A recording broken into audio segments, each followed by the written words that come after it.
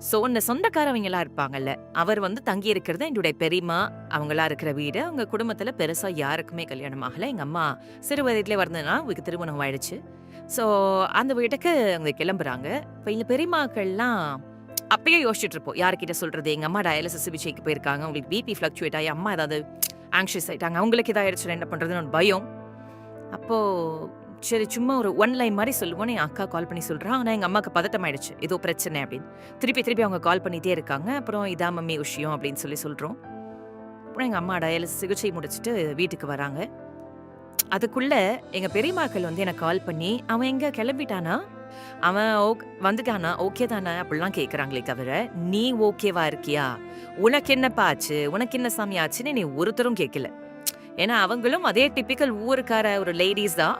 So, ஆனா நியாயமா எந்த பொண்ணுக்கு நடந்திருந்தாலும் இந்த கேள்வி தானே நம்ம முதல்ல கேட்போம். ஆனா, அப்படி ஒரு கேள்வி எனக்கு வரவே இல்ல. எனக்கு அதுவே ஓடிக்கிட்டு இருக்கு. நான் எதுவுமே கேட்கலையே அப்படின்னு. இப்போ இந்த நடந்த விஷயத்துல பத்தி யோசிச்சு பார்க்கும்பொழுது, எனக்கு 2 விஷயம் ரொம்ப சாலிடா தோணிட்டே இருக்கு. எனக்குள்ள ஒரு கேள்வியாவே எழுந்துட்டே இருக்கு.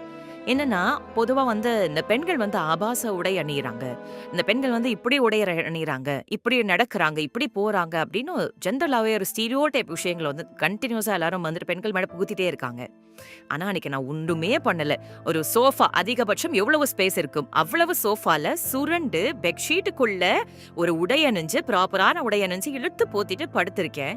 இதுல எந்த ஆபாசம் தெரிஞ்சிருக்கும்னு நீங்க நினைக்கிறீங்க? அதுவும் அந்த உடை வந்து எங்கேயோ விலகி இருக்கும், இல்ல காத்தோட்டமா படுத்திருக்கோம், இல்ல அந்த மாதிரி ஏதாவது தூண்டுதலுக்கு ஏற்படுது. அப்படிலாம் கிடையவே கிடையாது. உடை வந்து இங்க என்ன ரோல் ப்ளே பண்ணுதுன்னு எனக்கு தெரியல. சோ இது இன்னும் தூண்டுற விதமான ஒரு விஷயமாவும் இல்ல. ஆனா ஜெனரலாவே பெண்கள வந்து உடை தான் வந்துட்டு ஒரு ஆண வந்துட்டு செட்யூஸ் பண்ணிருக்கு அப்படின்ற ஒரு விஷயம் சொல்றாங்க.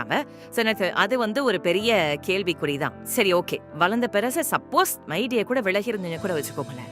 ஆனா நான் 3வது படிக்கும்பொழுது எனக்கு என்ன ஆபாசம் இருந்திருக்கும், இல்ல என்ன தெரிஞ்சிருக்கும். நல்லா வெட வெட வெட வெடன்னு ஸ்கேல் மாரி இருப்பேன். உண்மையா சொல்லணும்னா ஸ்கேல். அந்த குழந்தைய வடச்சு உடைச்சிடலாம் அப்படின்னு சொல்லுவாங்கல்ல, அந்த மாரி வெட வெடன்னு ஒல்லியா இருப்பேன். உடம்புல செத கூட இல்லாத ஒரு பெண்ணா இருந்தேன்.